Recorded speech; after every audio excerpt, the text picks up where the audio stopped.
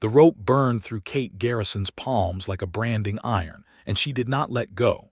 40 feet below her, suspended over nothing but jagged rock and rushing water, a man she had never spoken to in her life swung like a pendulum against the ravine wall. His fingers were bloody where they had tried to grip the crumbling shale. His eyes, when they found hers from that terrible distance, were wide with something she recognized immediately. Not panic, surrender. He had already decided he was going to die. She had seen that look before. She had worn it herself once, in a different kind of darkness, and she had sworn she would never let another living soul sink that far without a fight. "Hold on," she shouted down, and her voice did not shake. That surprised the 3 men standing 10 yards behind her on the ridge more than anything else that had happened in the last 5 minutes. Hector Prout crossed his arms and said what he always said about Kate Garrison. "She is going to drop him. She is going to drop him, and then we are going to have to explain to the sheriff how a 100-pound woman tried to play hero." Nobody corrected him on the weight.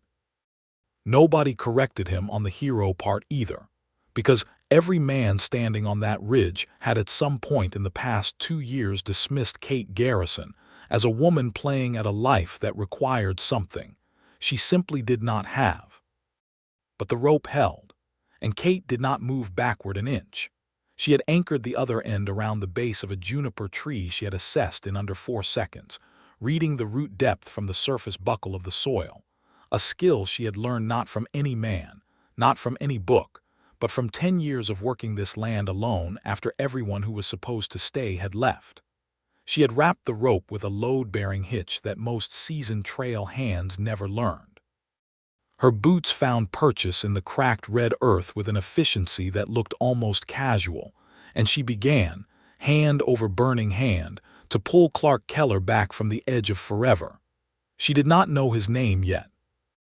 She would learn it an hour later, sitting beside a fire she built with 3 strikes of a flint, while he sat wrapped in her spare horse blanket, shaking not from cold but from the particular violence of nearly not existing anymore. But that is not where this story begins. This story begins 3 weeks earlier, on a morning when the sky over the territory of New Mexico was the color of a fresh bruise, and Kate Garrison was standing in the middle of her homestead, trying to decide whether she was going to lose it. The year was 1883.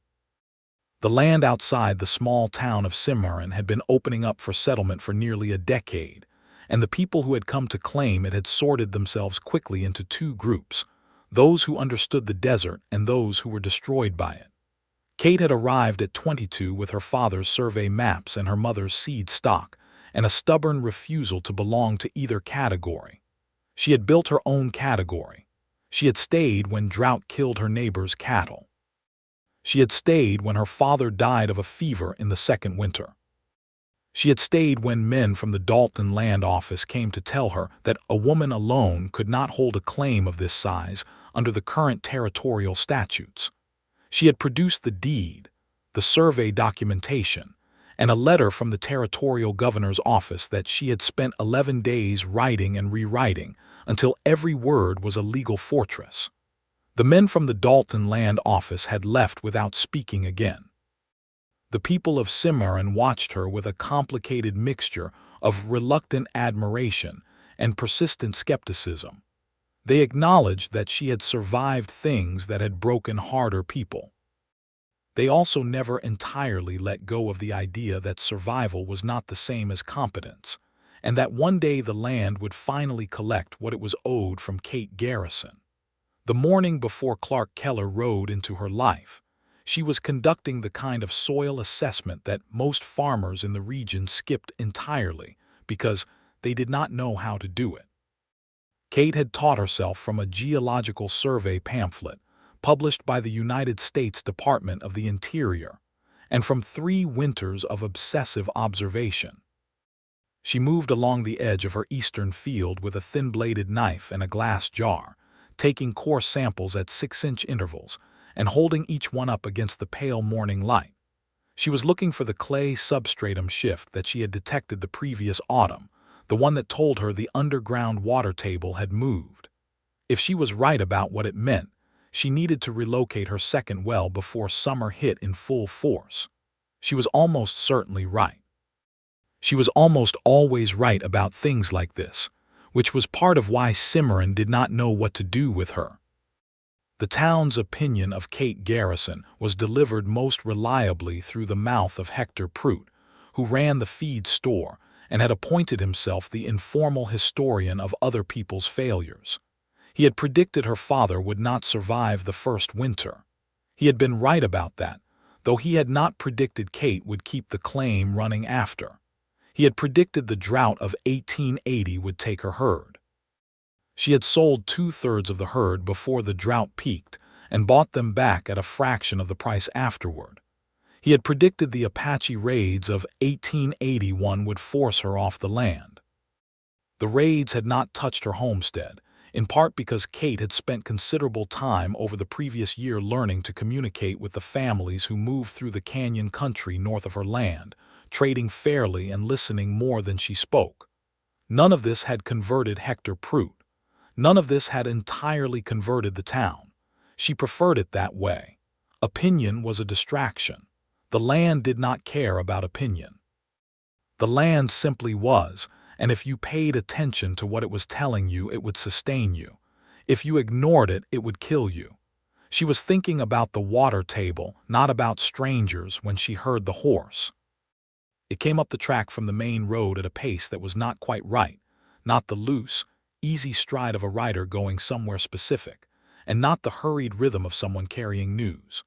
It was the gait of a horse that was tired and following its own instincts toward water because its rider was giving it no real direction. Kate had heard that gait before, and it always meant the same thing, trouble of one kind or another. She straightened from her crouch in the field and watched the rider come into view. He was big. That was the first thing, the physical fact of him before anything else registered.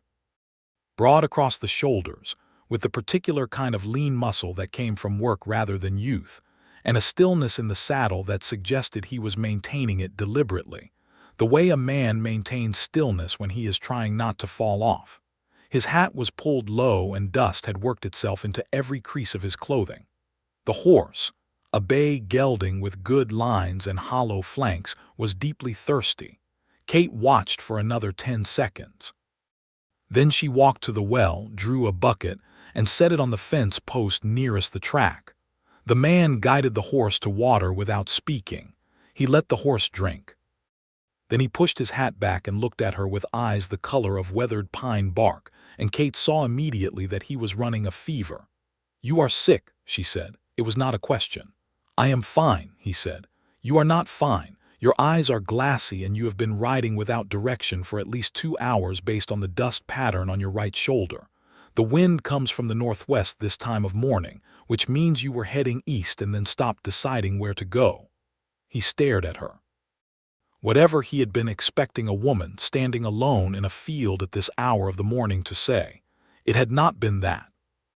"Clark Keller," he said after a pause that lasted long enough to be meaningful. "And I had a direction. Kate Garrison and your horse did not agree." She studied him another moment. "I have a barn. You can put the horse in. There is feed and water. If you have a wound that is infected, I can look at it. If you do not want help, the town is 8 miles south, and there is a doctor there named Fielding who is adequate." She walked back toward the house. She did not look back to see if he followed. She knew he would. The horse needed the rest and the man needed the care, and whatever pride was making him maintain that upright posture in the saddle was not going to outlast practical necessity. She was right. By the time she had the medical kit laid out on the kitchen table, she heard his boots on the porch. He had to duck under the doorframe. He noticed the medical kit before he noticed anything else about the interior of the house, and something in the tension around his jaw eased slightly. He had been braced, she realized, for pity or nervousness. He had not been braced for efficiency. "Sit down," she said. He sat. The wound was on his left side, just below the ribs. She did not ask how he had gotten it. She cleaned it with a carbolic solution she had learned to make from a medical pamphlet, assessed the depth, and determined it needed to be closed. She had a curved needle and silk thread that she kept for exactly this kind of emergency, having had occasion to use them twice before on herself, and once on a ranch hand who had driven a fence post through his thigh. "This is going to hurt," she said. "I know what stitches feel like," he said. She worked quickly and cleanly. She was aware of him watching her face the entire time, the way people watched something they were trying to categorize. She did not look up. "You are not from Cimarron," he said. "I am from Cimarron. My father settled this land in 1873. I mean, you did not grow up around here. I grew up in Ohio until I was 14. Then my father moved us out here." She tied off the last stitch and began wrapping clean linen around his midsection. "You are from somewhere north of here, Texas, possibly, the way you hold your vowels." Another pause. "San Angelo," he said. "Long way from home." "I am not going home." She did not ask why. She had learned that people told you the things that mattered when they were ready, and pushing before they were ready only taught them to lie better. She made him drink water and then broth, and she put him in the small back room that had been her father's study, where there was a cot she kept for the ranch hand she hired seasonally, a young man named Will Barker who would not arrive until spring work began. Clark Keller protested twice and then stopped protesting and was asleep before she had closed the door. She sat at the kitchen table for a long time that evening, listening to the wind work itself through the juniper outside the window, and thought about dark pasts and hidden motives, because she was not a sentimental woman, and sentimentality was exactly how you ended up with someone else's trouble becoming your own. She had his saddlebag. She had not gone through it. She would not go through it. She almost went through it. She made herself go to bed instead. In the morning he was better. The fever had broken in the night, and his color had improved, and he ate the breakfast she set out without making any of the noises men usually made about a woman's cooking, which she found refreshing. He ate like someone who was aware that food was fuel and treated it accordingly. "You do not have to leave today," she said, not looking up from the soil sample she was recording in her field journal. "The stitches should stay in for another week at minimum. I can ride. You can also fall off your horse and open the wound again, and then you will be back here in worse shape." She looked up. "I am not being generous. I am being practical. You are no use to yourself half dead." He looked at her for a moment, and she saw the exact second he decided she was not performing kindness, that she meant what she said and nothing more complicated than what she said. Something in him settled. "I can work," he said. "While I am here, I do not take charity." "I was not offering charity. I was offering a bed and meals in exchange for nothing, because I have enough supplies and do not need labor." She paused. "But if you want to work, the north fence line has been needing attention since November, and I have not had time to get to it. I will look at it today." He did. She checked his work that evening, walking the fence line in the late gold light of a February afternoon, and found it done with the kind of thorough competence that came from someone who had been doing physical work since childhood. He had not just mended the broken posts. He had identified the weak ones and reinforced them, the way you did when you understood that prevention cost less than repair. She said nothing about it, but she added a note to her internal account of Clark Keller. He stayed 3 days, and then 5 days, and the 5 days became a week without either of them making a formal decision about it. He fixed the fence line and then cleared a drainage ditch that had been backing up in the northeast corner of the property. He worked without being directed, which meant he could read a landscape and understand what it needed, and Kate found herself revising her assessment of him upward every day in ways that made her privately uncomfortable. She was not in the habit of revising people upward. She was in the habit of accuracy. An accurate assessment of other people had historically involved recognizing the ways in which they would eventually disappoint her. She had a comprehensive record of evidence for this position, and very little evidence against it. Clark Keller was generating evidence against it, and she was not sure what to do about that. They talked in the evenings, not in the way people talked when they were performing conversation, filling silence with noise. They talked the way people talked when they were genuinely interested in what the other person was thinking, which was a different and much rarer thing. She told him about the soil assessment and the water table shift, explaining the evidence and her interpretation of it. He listened without the glazed look of polite incomprehension she usually got from people when she discussed technical things. He asked questions. Good questions, the kind that suggested he was following the logic rather than just waiting for her to stop talking. "If the table has shifted south by the amount you think," he said one evening, "you would not want to put the new well directly on the survey line. You would want to offset it toward the canyon by about 20 yards. She looked at him. "My grandfather was a water diviner," he said. "I know it sounds like nonsense. But he taught me to read drainage patterns, and the pattern you are describing sounds like it is bending around that limestone formation to the southeast." She had not told him about the limestone formation. She had mentioned it in passing once, 4 days earlier. He had been listening that carefully. "I will take a look at the canyon side tomorrow," she said. She took the look and he was right about the offset. She moved her planned well location 22 yards, and when she found the water at 11 feet down, the yield was better than she had hoped. It was the kind of thing that should not matter romantically, and yet mattered enormously, because the things that cracked open Kate Garrison's carefully maintained composure were never the obvious ones. It was never flowers or pretty words. It was never someone trying to take care of her in ways that implied she needed taking care of. It was someone seeing how she thought and meeting her there, in the exact geography of her mind, as an equal. She stood at the bottom of that new well and felt something she recognized as dangerous, and did not say anything about it to anyone. The trouble arrived on a Thursday, which in Kate's experience was when most trouble arrived in Cimarron. Hector Prout rode out to the homestead with 2 other men, Wade Ellis, who held a mortgage from the Cimarron Bank and ran a cattle operation on the land north of Kate's, and a man she did not know, dressed better than the other 2 and carrying the particular kind of stillness that lawyers and certain kinds of criminals shared. Clark was on the south side of the property, replacing a water trough out of sight of the main house. Kate came onto the porch and waited. "Kate," Prout said. He had never called her Miss Garrison. He had called her Kate since the first day she had arrived, with the particular informality that meant he did not quite regard her as someone who required formal respect. "Hector," she said. "Wade, I do not know your friend." "Raymond Blass," the well-dressed man said. "I represent the Consolidated Land and Water Company out of Santa Fe." Kate knew the name.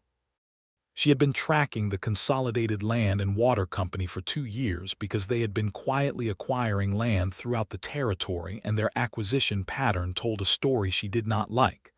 They bought along water routes. They were building a private water monopoly, and in the desert, a water monopoly was the most powerful thing that existed. "What can I do for you, Mr. Blass?" she said. The flatness in her voice was intentional. "We have become aware of the geological survey you conducted on your property last autumn," Blass said. "The water table data you submitted to the territorial office as part of your claim renewal documentation." She had submitted that data because the claim renewal required updated resource assessments. She had not imagined anyone outside the territorial office would have access to it. She filed that fact away immediately under the category of things that required investigation. "The company is prepared to offer you a considerable sum for the water rights to the eastern portion of your property," Blass said.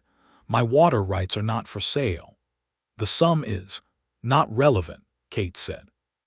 "The water rights are not for sale. Is there anything else?" Prout shifted in his saddle with the agitation of a man who had been told this was going to go differently. "Kate, you ought to listen to what the man is saying. That is good money, and a woman alone cannot—" "Hector." She turned her full attention to him and he stopped. "I have heard everything I need to hear. Please thank Mr. Blass for the visit." She went back inside and closed the door. She stood at the window and watched them ride away. Blass turned in his saddle once and looked back at the house, and what she saw in his face was not disappointment. It was calculation. He had expected a no. He was already planning what came after a no. That was the thing about dark pasts and hidden motives. They announced themselves, if you knew how to read the announcement." Clark was standing in the kitchen doorway when she turned from the window. He had come in through the back. His expression told her he had heard at least part of the conversation. "Consolidated Land and Water," he said. "You know them." It was not a question, and he heard that. He moved to the table and sat down, and something shifted in the architecture of his face, a careful settling of things he had been keeping in a different arrangement. "I worked for a ranch in Colorado 2 years ago. The Bar Cross up near Pueblo. Consolidated came in and made an offer on the water rights. The owner refused the way you just did." He paused. 6 months later, the owner had a fire in his main barn. 2 of his best hands quit after being told things about the owner's character that were not true, and 3 of his fences were cut enough times that his cattle drifted onto a neighbor's land, which created a legal dispute that cost him more than he could afford. He looked at her steadily. "He sold the water rights at half the original offer." Kate sat down across from him. "You think that is what they will try here?" "I think that is what they do. Then we need to prepare for it." She pulled her field journal across the table and opened it to a clean page. "Tell me everything you know about how they operate," he told her. She wrote. They sat across that table for 3 hours as the February light moved from pale gold to deep orange to the thin blue of early evening. And she took notes with the same methodical care she applied to soil samples and geological data, building a map of the threat so that she could understand its shape. At some point she looked up and found him watching her write, the way he sometimes did, with an expression that she had initially categorized as polite interest and was now beginning to recognize as something considerably less neutral. She looked back down at the journal. She did not say anything. She thought about it for the rest of the evening. The next week was a kind of suspended time, the particular quality of days that feel important while they are happening, that carry a different weight than ordinary days. They worked the property together, and it was efficient in a way that felt almost unfair to the amount of effort she had previously been putting in alone. Not because he was doing more than she had, but because the combined intelligence of 2 people who both knew what they were doing was simply more effective than one. She found herself laughing at things. She was not particularly accustomed to laughing. Her sense of humor was dry and specific, and most people did not track it fast enough to respond to it, but he did. And when she said something that she had half expected to slide past him unnoticed, he caught it immediately and returned something equally dry and equally precise, and she felt the surprise of it like cold water. She was falling in love with him. She knew it the way she knew the soil, through observation and evidence and the reluctant acknowledgement that the data was telling her something she could not dismiss. She was also aware that she knew almost nothing about the specific weight of what he was carrying, the wound he had arrived with, the direction he had not been going. San Angelo, which he had left and was not returning to. She had not asked and he had not told her, and they had both maintained that particular silence because they were both people who understood that some things had to be approached from an angle. On the 10th night he told her without her asking. They were sitting on the porch in the cold, clear dark, the stars overhead so dense they looked like something that could be touched, and he said, "I was a deputy in San Angelo for 4 years.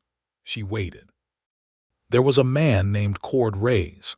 He ran a protection scheme across 3 counties, the kind where you either paid him or you had accidents.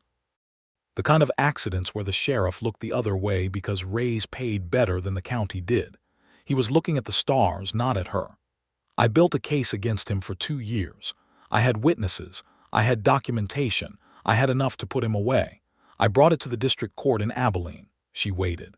The judge was in Rey's pocket. The case was thrown out on a procedural technicality that any first-year law student could see was invented.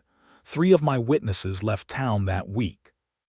The 4th one, an old man named Garrett Holt, who ran a dry goods store and had been paying Rey's people for 6 years.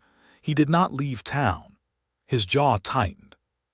He was found at the bottom of a drainage ditch outside town. The official finding was accident. "It was not an accident," Kate said. No, it was not. He was quiet for a moment.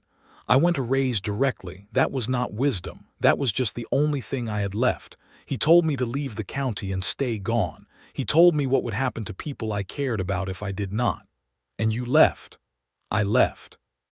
There was no apology in it and no self-pity, just the flat statement of a decision made under impossible conditions. I have been moving since then. 6 months. I do not have a destination. I have been trying to figure out what a man does when he has done everything right and it did not matter. Kate was quiet for a long time. She was listening to the way the wind moved through the juniper, low and steady, the particular sound of a night that had no immediate threat in it. He does not stop being right, she said finally.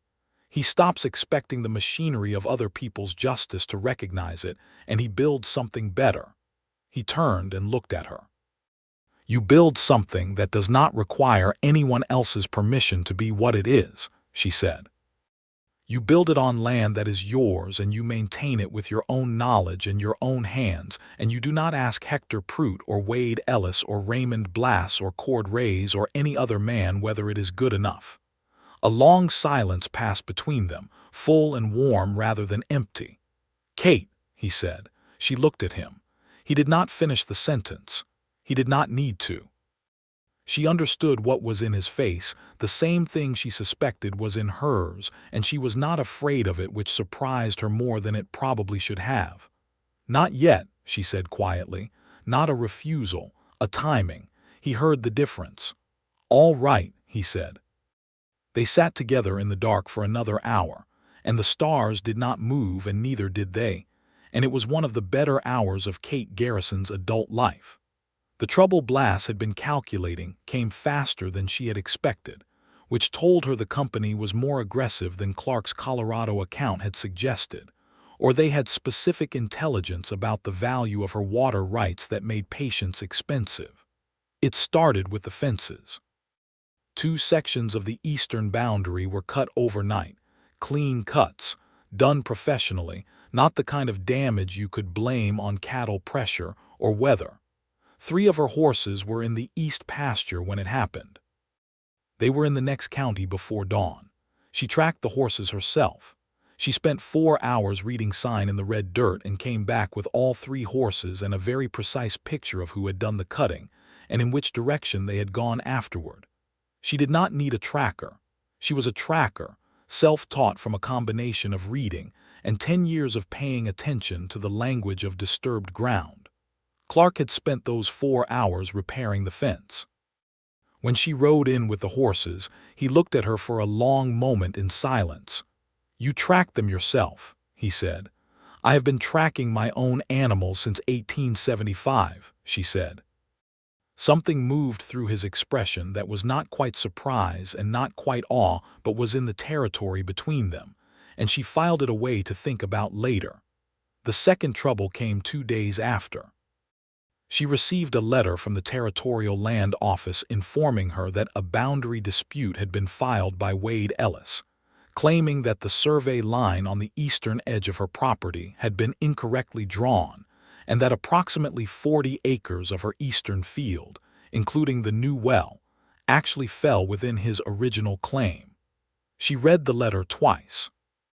Then she went to the cedar chest in her father's study where she kept her land documentation, and she pulled out the original survey papers, dated 1873, signed by a certified federal surveyor whose credentials she had verified personally in 1879 when Ellis had made a similar, smaller claim and backed off when she produced the documentation. She also pulled out a document she had filed in 1881 with the Territorial Court, a legal memorandum she had drafted herself, based on the applicable statutes, addressing the specific boundary provisions of the 1872 Homestead Act Amendment that applied to her father's original filing. It was thorough and technically precise, and would have cost $40 in attorney's fees if she had hired someone to write it. She had written it herself. She looked at both documents for a long time. Then she looked at them again, and she saw something she had not seen before, something in the survey notation for the eastern boundary marker, a secondary reference point that the original surveyor had noted but that she had never cross-referenced with the physical terrain. She put her coat on and went outside with the survey document and a compass, and walked the eastern boundary line from the numbered reference stake all the way to the secondary reference point, which was a distinctive rock formation 300 yards north. She stood at the secondary reference point and measured the bearing and the distance back to the stake, and she compared what the survey said to what the ground was telling her. The survey was correct. Ellis's claim was not even close to supportable. But more than that, she now understood that the reference point system the original surveyor had used placed an additional 11 acres within her boundary that had never been formally incorporated into her claim documentation. 11 acres that included the spring-fed creek that had been one of the water sources she had included in the geological survey she submitted last autumn. She walked back to the house with something that felt like controlled electricity in her chest. Clark was in the barn. She stood in the doorway and he looked up from where he was cleaning tack. "I need you to witness something," she said. He came out immediately. She showed him the survey notation and the physical measurement and the 11 unclaimed acres. She explained what it meant in terms of the boundary dispute and in terms of the Consolidated Land and Water Company's interest in her property. He was quiet for a long moment, looking at the survey document in the clear afternoon light. "If you file the corrected boundary claim," he said slowly, "you take the 11 acres and the spring formally into your title. Which means Blass cannot acquire them through Ellis, correct, but it also escalates the conflict. If they were planning to use the boundary dispute as leverage to force a sale, they will know you identified the error and used it against them. They will move to something more direct." She nodded. She had thought this through. "I am going to file the claim," she said. "I am going to ride to Cimarron tomorrow morning. I am going to file the corrected boundary documentation with the land office, and I am going to deliver a copy to Sheriff Alderman with a written account of the fence cutting and the horse removal, and my assessment of the connection between those events and the Consolidated Land and Water Company." He was looking at her with that expression again, the one she had been watching develop over the past 10 days, the one that was in the territory between surprise and awe. "You had all of this already," he said. "You have been building this legal case for 2 years. Since I first identified the company's acquisition pattern, yes." "Kate," he stopped. Then, "Who are you?" It was the most honest question anyone had asked her in years. She laughed, and it was a real laugh, the kind that surprised her with its own warmth. "I am a homesteader," she said, "who reads too much." He shook his head slowly. "You are the most prepared person I have ever met in my life." "In the territory of New Mexico," she said, "preparation is the difference between keeping what is yours and losing it. I was not willing to lose it." He was still looking at her with that expression. Then he said, "I am going with you to Cimarron tomorrow." "You do not need to." "I know I do not need to, a beat." "I want to." She looked at him for a moment, this man who had arrived half dead at her fence and turned out to be the first person who had ever kept pace with how she thought. "All right," she said. They rode into Cimarron the next morning on a day that was cold and bright, the sky the intense transparent blue of high desert winter. She filed the corrected boundary claim with a clerk named Henry Dowd, who looked at the documentation she had prepared with the concentrated attention of someone who was either confused or impressed, and then asked her 3 clarifying questions that told her it was the latter. She filed the summary with Sheriff Alderman, a broad, quiet man named Tom Alderman, who had held the Cimarron Sheriff's Office for 11 years, and had the particular weariness of someone who had been asked too often to do too little. He read her summary without speaking, then he read it again. "Kate," he said, which was what everyone called her, "this is a serious accusation against a company with significant resources." "It is a documented account of trespass and property theft," she said. "I have physical evidence and witness testimony my own, which I understand is limited. I am bringing it to your office because that is the correct procedure. What you do with it is your decision." Alderman looked at Clark. "You are the new hand out at the Garrison place." "Clark Keller," Clark said. I can corroborate the fence cutting. I saw the cut marks and the directional sign. Former lawman, Kate said. San Angelo, he knows what he is looking at. Alderman looked between them. Then he looked back at the summary, and something shifted in his manner, a slight straightening, a suggestion of someone deciding to be more than the job had recently required of him. I will look into it, he said.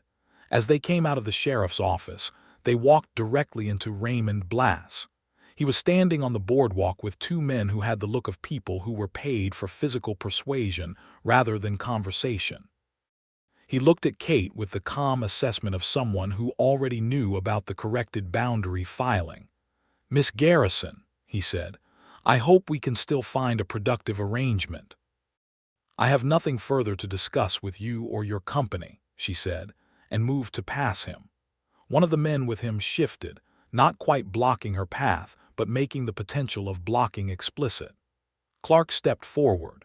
He was between the man and Kate before she had fully processed the movement, and the quality of the stillness he carried changed, became something very different from the stillness of a man working a fence line. It was the stillness of a former lawman who had spent 4 years in the kind of situations where fast decisions were the difference between walking away and not walking away. Move, he said. One word. The man moved. Blass looked at Clark with the calculating eyes of someone filing away information for later use. Mr. Keller, he said, something tightened in Clark's face. You know my name. I know a number of things, Blass said pleasantly. It is my business to know things. They walked to their horses. Kate kept her pace even and unhurried because she would not give Blass the visible satisfaction of hurry, but her mind was running very fast. He knew Clark's name. He had researched Clark. That meant he had resources that reached beyond the territory, that he had contacts who could identify a man who had arrived without introduction at a remote homestead, and that those contacts had told him enough to give him a particular look of quiet confidence. He knows about San Angelo, she said quietly when they were mounted and moving. Yes, Clark said. Does that change anything? He considered this for exactly 2 seconds. No. Then we continue as planned. They were 2 miles out of Cimarron when the ground changed. The track to Kate's homestead ran along the edge of a series of deep ravines cut by centuries of flash flooding through the red sandstone, dramatic drops of 40 to 60 feet into narrow canyon floors where water ran fast after rain. The track was well established and safe if you stayed on it, but the edges were deceptive, the soil above the drop often looking more solid than it was. Kate's horse shied first. She controlled it immediately, a sharp, practiced hand on the reins, and scanned the ground ahead. She saw the disturbed soil along the track edge. Someone had been working the ground here, and the quality of the disturbance, the way the surface had been smooth but not fully settled, told her immediately what had been done. Stop, she said. Clark pulled up. He looked at her. The edge has been undermined, she said. She kept her voice level. There and there. They removed the root structure beneath the surface soil. It looks solid, but it is not. She pointed. They did it on the left side of the track, which is the side you would take coming from Cimarron because the right side has the larger stones. He looked at the track and then looked at her, and she could see him assessing it, seeing what she was seeing. We go right, she said, single file close to the rock. They picked their way across on the safe line. Kate moved first because she had identified the path and he had the sense not to argue with expertise. They came through without incident. She stopped on the far side and looked back at the undermined section. One horse, one rider, full weight, coming at a trot, the normal pace on a familiar track. The surface would have collapsed. The drop was 60 feet onto the rocks of the canyon floor. They stood in silence for a moment, both of them understanding exactly what had been built into that track and why. They are escalating fast, Clark said. Because I filed the corrected boundary claim this morning and they already know about it. She turned her horse. We need to get back and secure the property. Kate. He reached across and touched her arm lightly, and she turned to look at him. His face had the particular intensity of someone who has just understood the full shape of a thing. They tried to kill you. They tried to make it look like an accident, same as Garrett Holt. She held his eyes. I am not Garrett Holt. Something moved through his expression, fierce and tender simultaneously, a combination she had not seen on a human face before. "No," he said quietly, "you are not." They rode hard for home. She was checking the outer perimeter of the homestead, making sure nothing had been tampered with in their absence when she heard it. The particular scrambling sound of dislodged shale, and then a silence that was too abrupt. She turned toward the northern ravine, which ran within a quarter-mile of her property line, and stood absolutely still. She heard it again. The sound a person made when they were trying to make no sound, which was different from the absence of sound in a way that was hard to explain but impossible to miss once you learned to hear it. She went to the shed for the rope before she went to look. She grabbed the longest coil, checked the knot integrity from one end to the other in under a minute, looped it over her shoulder. When she reached the ravine edge and looked down, she saw Clark Keller at the bottom, 40 feet below, on a ledge no wider than a barn board, one hand pressed flat against the shale wall for balance. He was alive. The ledge was not stable. She could see in the last of the afternoon light the way the rock face above him had sheared, the mechanism of the fall. He had been circling the perimeter from the northern end, and the edge had given way where someone had already worked it, the same technique that had been applied to the track, undermining the surface without disturbing its appearance. She heard voices behind her. Hector Prout and 2 other men from town, riding back from somewhere, had come up the ridge track and stopped when they saw her standing at the edge with a rope. She registered their presence without turning around. What in the Prout began? "Be quiet," she said. She found the juniper. She assessed it in the way she assessed all things, quickly, completely, without sentiment. The root spread was visible at the surface in 3 places, indicating a deep and established root system. The trunk diameter was adequate. The position was correct. She anchored the rope with a load-bearing hitch that she tied with the smooth confidence of someone who had tied the same knot in the dark and in the cold and under pressure, because she had. She went over the edge without ceremony. The men behind her made sounds. She did not register what they were saying. She had very specific information: the load on the rope, the stability of her anchor, the angle of the wall, and the width of the ledge below, and all of that information was in her hands and her feet and the careful geometry of her descent. Nothing else existed. She reached him in under 2 minutes. He was white with shock and holding himself very still with the specific discipline of someone who understood that stillness was survival. When she came level with him on the wall and he saw her face, something in him, that surrender she had seen at the beginning, cracked open, and what came through it was something rawer and more honest. "I told you to stop considering falling off things," she said. His exhale was half laugh, half relief. She assessed the ledge, assessed his position, and told him exactly what to do and in what order, and he did it exactly as she said because he was a man who recognized authority when it was genuine. She had him secured to the rope in 4 minutes. She went up first to manage the angle from above, and then she talked him up, hand over hand, with the rope taking his weight and her voice keeping him focused on the next placement and not on the drop. When he came over the edge onto solid ground, he lay flat on his back in the red dirt for 30 seconds, looking at the sky, and she crouched beside him checking his hands and the stitches and his overall physical inventory. The 3 men stood at a distance, watching, and the quality of their silence was different from what it had been at the beginning.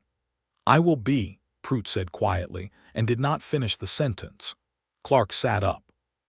He looked at the rope in Kate's hands and the anchor knot still tied around the juniper. He looked at her. Then he looked back at the anchor knot with the expression of a man who is attempting to fully comprehend what he is seeing, the technical precision of it, the calm with which it had been executed, the exact moment at which he had been closest to dying, and the exact sequence of decisions another person had made in less than 5 minutes that had prevented it. "Kate," he said. "We need to get back inside," she said. "And we need to talk about how they knew to work this section of the ridge." He stood up. He looked at her for one more moment. "Yes," he said, "we do, but his eyes said several other things as well, things that required more than a single word, and she heard all of them. Prout cleared his throat. "Kate," he said, and this time there was something different in the word, a shift in the register, an acknowledgement of something he had been withholding for 2 years. "Is there anything you need?" She looked at him. She let the offer stand for the moment it deserved. "Thank you, Hector. We are fine." She paused. "Ride into town and tell Sheriff Alderman that someone has been undermining the ridge trails north of my property. Tell him I believe it is connected to the matter I brought to his office this morning. And tell him it has moved from trespass to attempted murder." Prout rode at a pace she had not previously seen from him. Inside, with the door closed and the fire built and both of them sitting at the kitchen table with the map of the property between them, she worked through the logic carefully. Someone had known which sections of the ridge Clark would walk when he was checking the perimeter. That meant surveillance, someone watching the property in the days since Blas's visit, noting patterns of movement. It also meant they had not expected her to be at the ridge at the same time, which suggested they had been watching long enough to know her routines, and that the evening perimeter check was typically Clark's task. They had targeted him specifically. Clark had reached the same conclusion. "They researched me," Blas said as much on the street. "If they know about San Angelo, they know I am not just a passing hand. They know I am a reason you are harder to move." He looked at her directly. "They are trying to remove me from the calculation." "Then we change the calculation," Kate said. "We give them a new variable." She pulled out a clean sheet of paper. What she wrote over the next 2 hours was not a letter and not a legal filing. It was a complete documented account of the Consolidated Land and Water Company's activities in the territory of New Mexico, beginning with their first recorded acquisition, mapping the pattern of acquisition against documented incidents of property damage, boundary disputes, and unexplained accidents affecting prior landholders who had refused initial offers. She had been building this account for 2 years. Tonight she completed it, incorporating the fence cutting, the horse removal, the track undermining, and the ridge work. She addressed it to 3 places: the United States Department of the Interior in Washington, the Territorial Governor's Office in Santa Fe, and a journalist named Daniel Corrigan at the Santa Fe New Mexican newspaper, whose work she had been reading for 3 years and who had a documented interest in corporate land monopoly in the territories. "The Interior Department will be slow," Clark said, reading over her shoulder. "The governor's office will be faster but politically complicated. The journalist is the most immediately effective." "The journalist changes the public character of the situation," she agreed. "Blas cannot continue operating in the dark if the dark has been removed." "This is very good," Clark said. He was still reading and she could feel his precise attention moving through every sentence. "This is very, very good." She sealed the 3 copies and set them on the table. They both looked at them for a moment. "I need to ask you something," Clark said. She looked at him. "When I arrived here, I was not going anywhere. I had been moving for 6 months because I did not know what else to do, and I had stopped believing that anything I built would hold." He met her eyes steadily. "You said build something that does not require anyone else's permission to be what it is. You meant that." "I meant it. I have been thinking about it every day since you said it." He was quiet for a moment. "I have been thinking about what I want to build." The fire crackled. Outside, the wind moved through the juniper in its low, steady voice. "Clark," she said. "I know the timing is not clean," he said. "There is still the company and the legal case and raise in San Angelo, and I have no land and no formal standing, and I arrived at your fence half dead, and none of this is how a man is supposed to—" "Clark." He stopped. "I am aware of all of those facts," she said. "I have been processing them for approximately 10 days. She paused. "They do not change the conclusion." He looked at her. "I love you," she said. She said it the way she said everything important, directly, without decoration, with the full weight of the assessment behind it. "I did not plan to. I was specifically trying not to, but the evidence is conclusive." He was across the table and she was standing before she had fully processed the movement, and when he put his hands on her face, it was with the same particular care he brought to everything physical, the same precision and attention, and she felt the force of it like standing at the edge of the new well and hearing water. He kissed her. She kissed him back. It was not a beginning, exactly. It was a recognition, the acknowledgement of something that had already been building, the way geological formations build, grain by grain, unseen, until suddenly the shape of the thing is visible and obvious and was always going to be exactly this. The letters went out on the morning mail coach. Sheriff Alderman came to the property 2 days later with 2 deputies and spent several hours examining the undermined ridge section and the track, and he left with the physical documentation Kate had prepared. He came back the following day to report that he had received a telegram from the Santa Fe governor's office requesting a full report on the Consolidated Land and Water Company's activities in the Cimarron area. Kate's letter had arrived and been taken seriously. Blass left Cimarron 4 days after the letters went out. He did not say goodbye to anyone. Wade Ellis, faced with the corrected boundary documentation, withdrew his claim. She heard it took him about 12 hours to understand that he had been a tool in someone else's plan, and that the tool had been discarded. Daniel Corrigan at the Santa Fe New Mexican ran a story in early March that was picked up by 3 other territorial newspapers. The story named Consolidated Land and Water Company by name and detailed the pattern Kate's account had documented. The Department of the Interior opened a formal inquiry in April. Consolidated Land and Water Company settled the inquiry in June by surrendering several of their disputed acquisitions in exchange for immunity from further prosecution. The settlement did not address everything. It rarely did. But the monopoly pattern was broken and the company retreated to more conventional, less predatory operations. Hector Pruitt, to his credit, stopped saying things about Kate Garrison in the feed store. He started saying different things of a revised character, and while Kate found this less interesting than the geological survey she was completing on the South Pasture, she noted it. In March, a letter arrived from San Angelo. Clark read it at the kitchen table. Kate watched him read it. His face moved through several things before settling. He set the letter down and looked at it for a moment. Cord Reyes was arrested last November, he said, by a new district judge out of Abilene named Harrison. The charges are extortion, conspiracy, and accessory after the fact to the death of Garrett Holt. He paused. He is in custody pending trial. Kate looked at him. She could see in his face the complicated thing that real justice, when it finally came, actually felt like, not the clean resolution of a story ending, but the deep, tired, grateful acknowledgement that the long weight of something had shifted. "Good," she said. "It is good." He was quiet. "It does not bring Garrett back." "No. But it means what Garrett did, what it cost him, was not for nothing. His testimony is part of how they built the case against Reyes. His name is in the record." He nodded slowly. She watched him let it settle. Then he picked up the letter and folded it and put it in his jacket pocket, and he looked at her with clear eyes. "I wrote to the San Angelo County seat last month," he said, "about reclaiming my law credentials." She had not known this.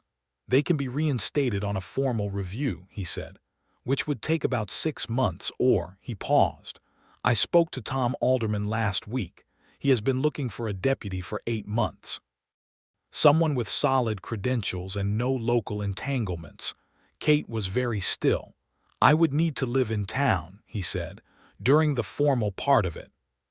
But Cimarron is 8 miles from here, and the land between here and there is well mapped, and I have a good horse." He met her eyes. "I am not asking to leave." "You are not asking anything," she said. "You are telling me about options." "Yes," he paused, "but I am hoping you will tell me what you prefer." She thought about it. She thought about it honestly, the way she thought about all things, not the way she wanted it to be, but the way it actually was. "I have been alone on this land for a long time," she said. "I am accustomed to it. I am good at it." She paused. "But accustomed to something and preferring it are not the same thing." The corner of his mouth moved. "No, they are not. Alderman's deputy position would give you standing. It would give you a reason to be here that is yours, not borrowed from mine." She held his eyes. And 8 miles is not far. Not far at all, he agreed. She had one more thing to say, and it took her a moment to arrange it, not because she was uncertain, but because she was not accustomed to saying things like this out loud. I do not want to be what you do while you figure out what you actually want to do. I want to be what you want. He crossed the kitchen in 2 steps and put his hands on her shoulders and looked at her with an intensity that she felt in her sternum. You are what I want, he said. I am trying to figure out how to be worthy of that. You are already worthy of it, she said. You have been worthy of it since you accurately predicted the offset for the well, and you did not make a production of being right about it. He laughed. It was a full, real laugh, the kind that transformed his face. She loved it. That is a specific standard, he said. I have specific standards. I know. He was still smiling. Kate, Clark, marry me. She looked at him. She looked at him the way she looked at soil samples and survey maps and geological data, with full, honest, unhurried attention. And she found in him the same thing she had been finding since the second day: competence, integrity, intelligence, humor, the capacity to be surprised by her without being threatened by her, the specific willingness to be a partner rather than an authority. Yes, she said. He let out a breath she had not entirely realized he was holding. Good, he said. You were worried, she said. You have very high standards. And yet here you are. She reached up and touched his face just once lightly with the same care she gave to anything precious. You meet them. They were married in May of 1883 at the Cimarron Courthouse, a plain ceremony witnessed by Sheriff Alderman and a woman named Grace Fielding, who was the doctor's wife and had been quietly kind to Kate since the first year. Hector Pruitt attended and said nothing objectionable, which was as close to a blessing as Kate had ever expected from that quarter. Clark had taken the deputy position and was settling into it with the methodical thoroughness that characterized everything he did. He was well regarded quickly, in the way that competent, honest lawmen were well regarded in frontier towns, which was the same way good water was regarded. You did not fully appreciate the reliability of it until you had lived without it.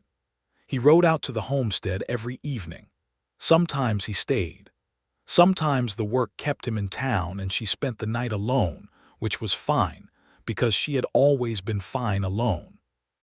The difference was that alone now had a different quality to it, not the particular silence of someone who had stopped expecting anyone to come through the door, but the ordinary quiet of someone who knew that someone was coming. In the summer she found a section of the East Canyon that she had not explored fully, a series of connected springs feeding a larger underground water system than her original survey had indicated. She spent 2 weeks mapping it.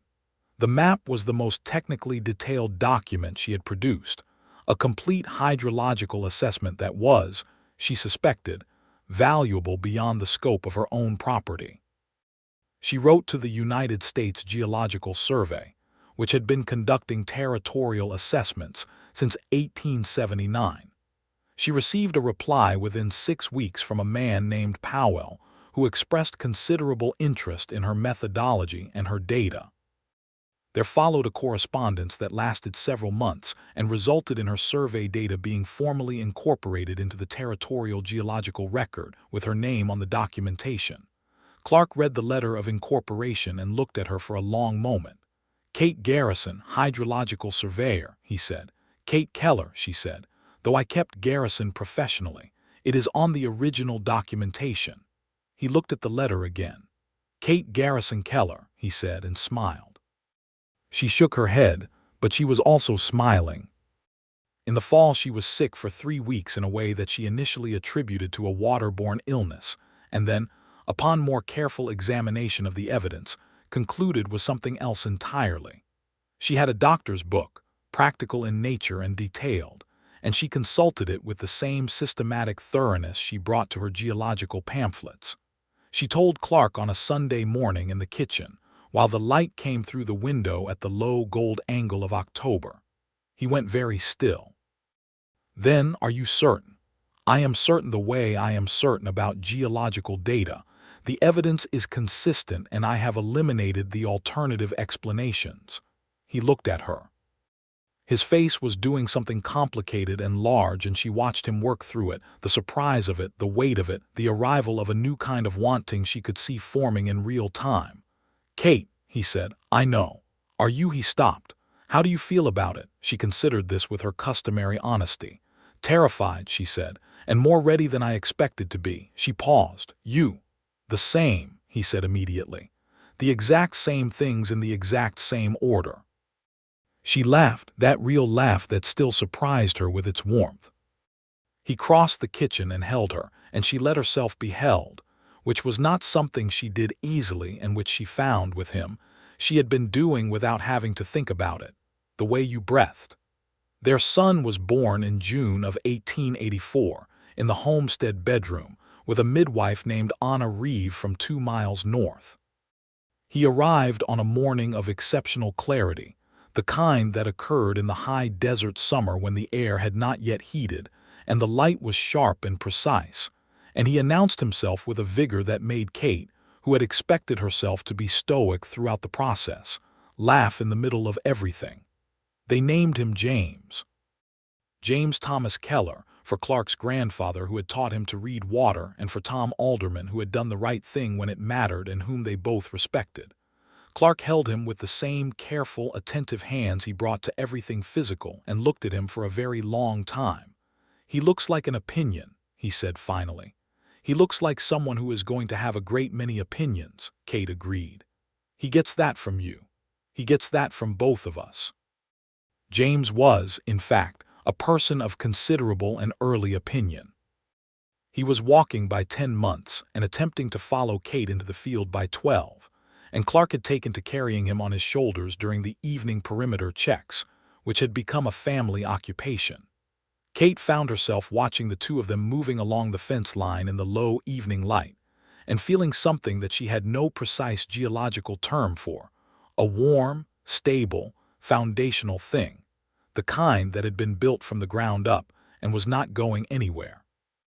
In the summer of 1885, Clark received a letter from the San Angelo court. Cord Reyes had been convicted on all charges and sentenced to 15 years at the Texas State Penitentiary in Huntsville. The new judge had made sure the record showed the names of everyone who had been affected by Reyes' operation, including Garrett Holt. Clark read the letter twice. Then he folded it and put it on the table and picked up James, who was attempting to eat a soil sample that Kate had left on the lower shelf of the bookcase, and held him up at arm's length inspecting him. "Your father has a dark past," he told James. James regarded him with the serious brown eyes that he had inherited from Clark and said something unintelligible but confident. "He says it is fine," Kate said without looking up from the journal she was writing in. "You cannot translate that." "I absolutely can." He put James down and came to stand behind her, looking over her shoulder at the journal. She was writing the methodology for a new survey, this one of the limestone formation to the southeast, the one his grandfather's water-reading instincts had led him to mention on the 4th night. She had been planning this survey for 6 months and was now at the point where the plan had become a document. "I have a question," he said. "Then ask it. Do you know what the second one is going to be?" She kept writing for a moment. Then she set the pen down and turned to look at him over her shoulder. "The second what?" "The second child."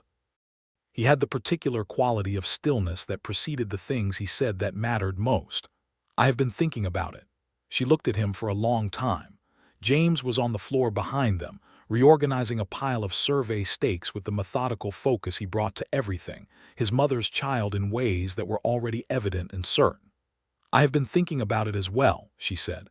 And I think the homestead has room," she said. "And I think James needs someone to argue with." She paused. "And I think that you and I are reasonably equipped for it." "Reasonably," he agreed. "You are fishing for something more enthusiastic." "I am not fishing. I never fish." "I ask directly." He turned her chair slightly so she was fully facing him and crouched in front of her, his hands on the arms of the chair. "Kate, do you want another child?" She looked at him, this man who had arrived at her fence with a fever and a wound and no destination, who had turned out to be the specific person whose mind moved in the same register as hers, who had stood between her and danger without being asked, and asked her opinion without qualification, and loved her in the way that competent people loved, with evidence and attention and the specific commitment of someone who knew what they were choosing. "Yes," she said. He smiled. It was the full, transforming smile that she still found remarkable every time it appeared, the one that changed the whole structure of his face. He reached up and tucked a strand of hair behind her ear, and she leaned into his hand for a moment, because she could, because this was what they had made. Their daughter arrived in the spring of 1886, smaller than James had been and quieter, and she watched the world from her first hour with Kate's gray-green eyes and an expression of focused assessment that made Clark say that she had arrived already taking notes. They named her Clara Margaret, for Clark's grandmother and for Kate's mother, both women who had built things that lasted. Kate returned to the limestone survey 6 weeks after Clara was born, carrying her in a front carrier that Grace Fielding had shown her how to construct, while James toddled after Clark along the ridge. The survey took the better part of that summer and produced data that added to the territorial geological record, and Kate wrote it up with her customary precision and sent it to the correspondents at the USGS. She was sitting at the kitchen table one September evening, writing the final summary, when Clark came in from the evening check with James on his shoulders and Clara in one arm, a logistical arrangement that had become characteristic of their evenings. He set James down and Clara made her characteristic sound of mild objection at being moved. He sat down across from Kate and looked at her writing and then looked at the homestead around them, the clean order of it, the particular warmth of a space that had been built up by hands that knew what they were doing. "I need to tell you something," he said. She looked up. "Alderman offered me the full sheriff's position," he said. "He is retiring at the end of the year. He wants to recommend me to the county council." She held his eyes. "What do you want to do?" "I want the position," he said. "I want it because I am good at it and because Cimarron needs someone in that office who will not be in anyone's pocket." He paused. "And because I can keep doing this from a sheriff's office just as well as from a deputy's office. Better, in fact." "Then you should take it," she said. "It will mean more evenings in town." "Clark," she set down her pen. "We established 8 miles was not far when you were a deputy. It is still 8 miles. "Yes." He was quiet for a moment. "I just wanted to ask you." "You always ask me. You always have the correct answer." "Not always." So far, he was smiling. She picked up her pen and looked at him over the top of the page. "Take the position," she said. "Come home when you can." "Home," he said. It had the sound of a word that meant something specific, something he had not always had access to. He said it the way she had watched him say it the first time, 6 months after they were married, when he had come in from a long day in town and sat down at the kitchen table and looked around and said home in a low voice as if testing whether it was still true. It was still true. He was elected sheriff of Cimarron County in January of 1887. He ran unopposed because the county council's recommendation had been followed by a general conversation among the community that produced a consensus quickly, the way it did when the right person was clearly the right person. Kate attended the swearing-in ceremony at the courthouse, standing with Clara on her hip and James beside her, his hand in hers, because he was 3 and still uncertain about formal occasions. She watched Clark take the oath with the particular quality of attention he brought to important things, the full weight of himself in the words, nothing performative, just the direct commitment of a person who meant what they said. He looked at her afterward across the room, and she held his gaze for a moment and then looked down at James, who had decided the proceedings were over and was attempting to investigate the baseboards. Later, walking out into the cold, clear January afternoon, Clark fell into step beside her and she handed him Clara, who grabbed his collar immediately with the possessive certainty she brought to everything she wanted. "How does it feel?" Kate asked. "Like something that fits," he said. She nodded. She understood that. It was the way the homestead had felt on the first day she had walked it alone, young and scared and more certain than she had any right to be, the recognition of the thing that was yours. In the years that followed, Cimarron grew in the slow, particular way of frontier towns that were finding their footing. The railroad came through the region in 1887 and brought new people and new commerce and new complications, and Kate watched it all with her characteristic careful attention. She adjusted her operations and expanded them, adding a third well based on a new survey and increasing her herd selectively, choosing breeds for the specific conditions of the high desert rather than following regional fashion. She also wrote.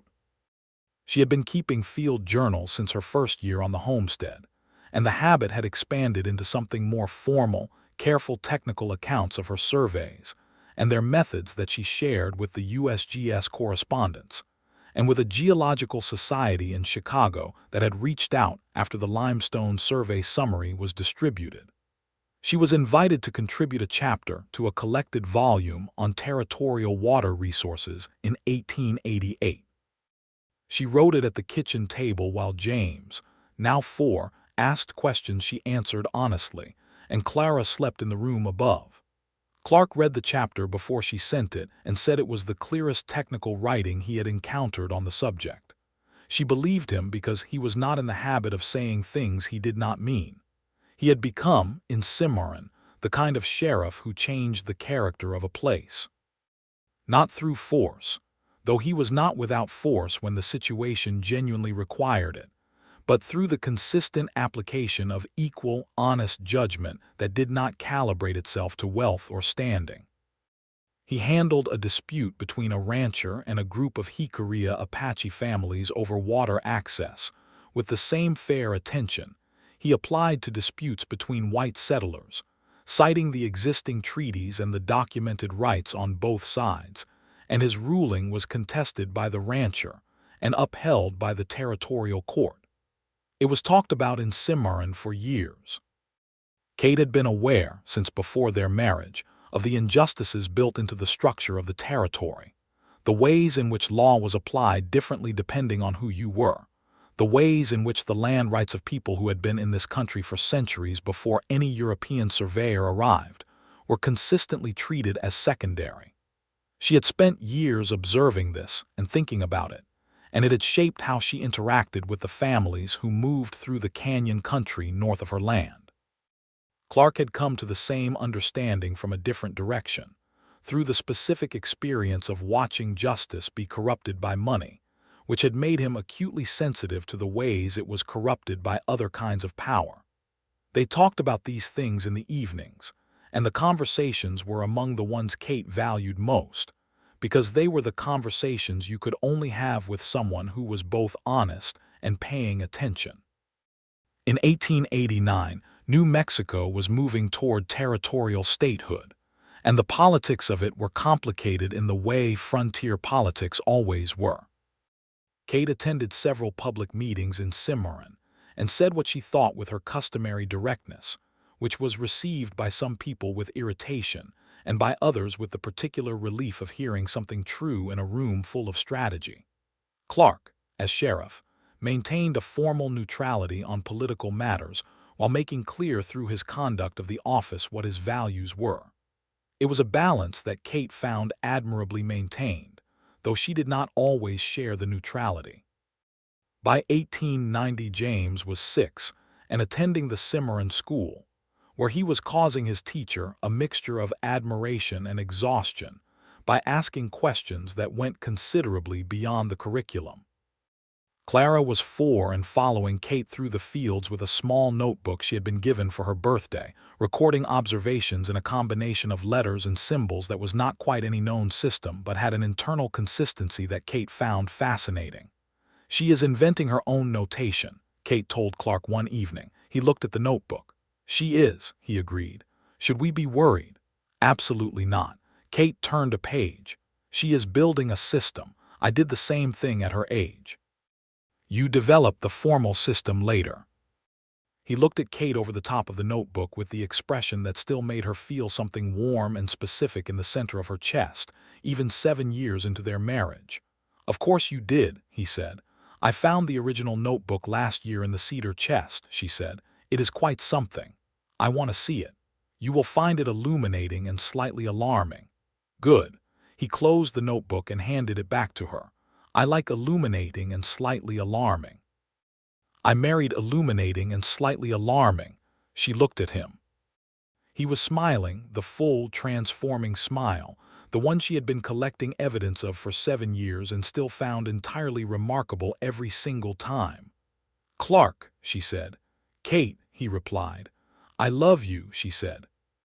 Directly, without decoration, with the full weight of 7 years and 2 children and one well that would not have been sited correctly without his grandfather's water knowledge and everything else that had accumulated between them, grain by grain, into the geological formation of a life.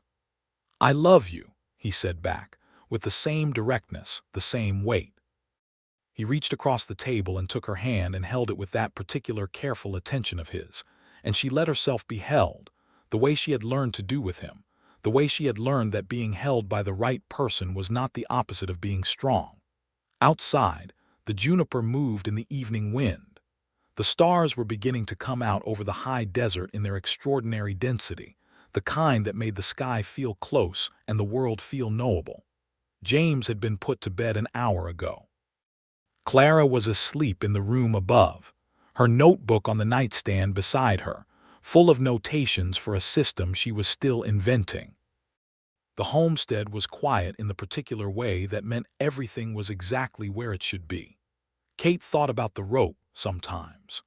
About the juniper and the knot and the 40 feet of air between a ledge and the canyon floor, and the man who had looked up at her from that distance with eyes that had decided it was over, and the particular feeling of pulling him back, hand over burning hand, into the world that was still waiting for him. She thought about how everything that mattered had come from that 1 hour, and before that from the morning he had ridden up her track on a tired horse going nowhere. She thought about the fact that Hector Prout had stood on that ridge and watched and had not known, until that moment, what he was looking at.